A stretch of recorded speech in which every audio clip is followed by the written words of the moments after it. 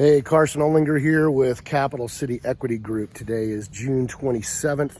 We are out here at the Parliament property in Dunwoody. We're moving along as scheduled.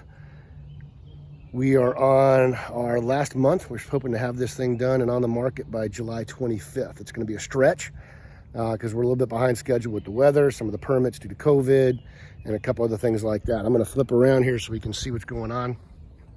But we've got our sod in, starting to look like a house. Our roof is going to get pressure washed. We got a roofer that came in, gave us a clean bill of health on the roof. It's only about 6 years old. And we're going to put a new garage door in here. So you can see the sod's gone in. So these are the little details we got to work out here. So I'm not going to spend too much time, but if you look at these plant beds and they laid the sod, they're not quite even, okay? You see this line should be a little straighter right here, and it goes over here and it kind of kicks back that way. So we're gonna have to even that up. Also remember, when you're laying sod, here's your rehab tip of the day. Green side up. I'm just teasing. Actually, when you put anything growing, you do not want the sod or anything, bushes or anything, up right against the house. So a little change order here. Actually, it wasn't part of our scope of work. They're gonna have to take this and run it all the way down, put pine straw up against the house. So you don't want grass running right up against your house. It's not a good idea, okay? Our columns and everything are gonna get all cleaned up. We've got some trees that are gonna get limbed up here that are kind of over the house. But the sod looks really good. And we've got to keep a water on that. So you'll see over there that we've got a timer to keep that going. I'll take you inside in just a minute, but we got new windows in. Actually, we're going to change out the front windows because the look we're going for here is not a colonial. And so the grid on that needs to be 4 up and 4 down, not, what is that? 12 up and 12 down. So we're going to change that a little bit and put a new garage door on it, like I said. So there'll be pine straw on the beds. We'll put some flowers, some low shrubs here. Take you around back. It's a little muddy because we had some rain, but grass is starting to grow back here. And we've pitched all the grade so the water pitches away from the house. And there's a drainage ditch back here, and all the water is going to kind of collect back there. So everything's looking good back here so far. We have a nice large backyard. If you remember, we had that brick retaining wall that was over here going along the fence line. We got rid of that. So we got a nice wide open backyard that grades out so the water won't collect back here. So we'll have a nice grass growing and still have some foliage and stuff. So the back of the house, it looks good. We've tied in our new roof up top. We're gonna put gutters in there. We're gonna go with a black gutter system.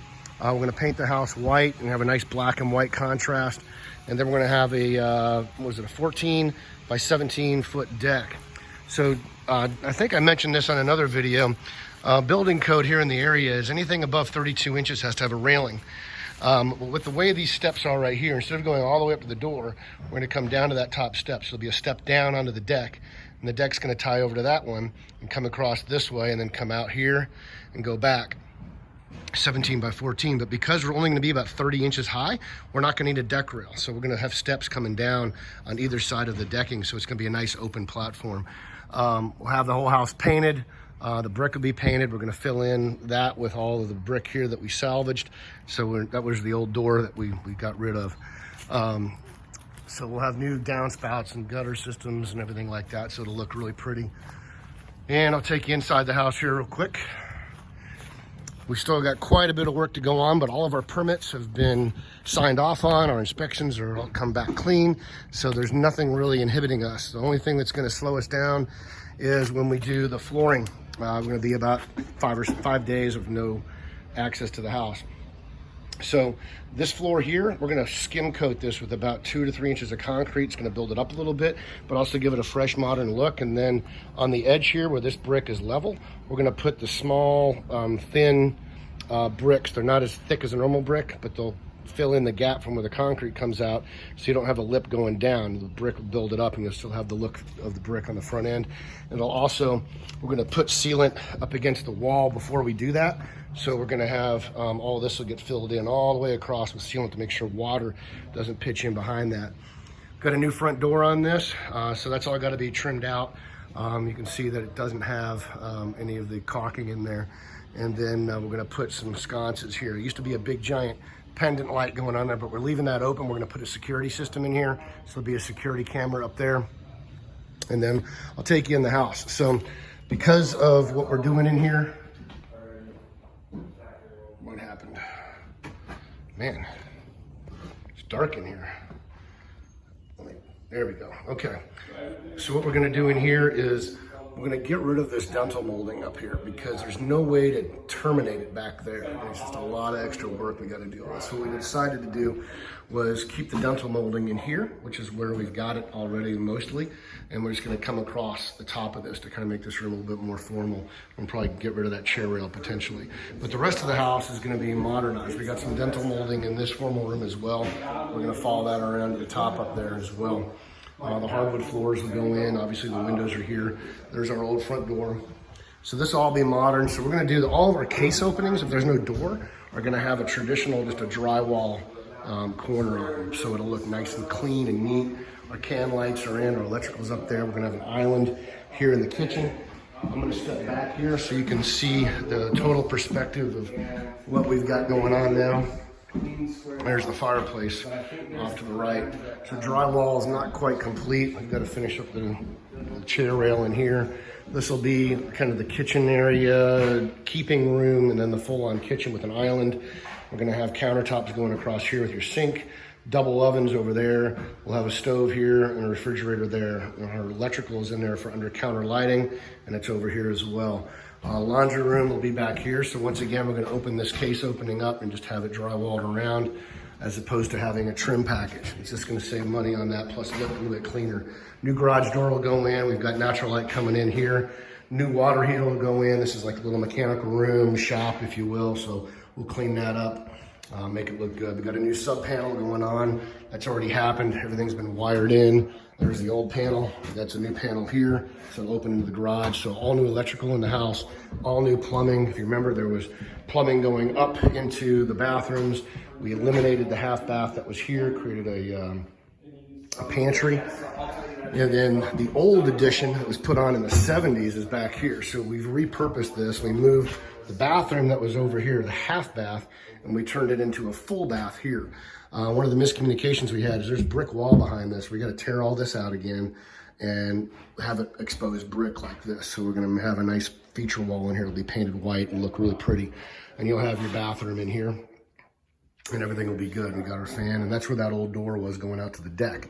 So that'll be bricked in on the other side. And then here was kind of like a bar area, if you will, but this has all been drywalled out. This will be our new 5th bedroom.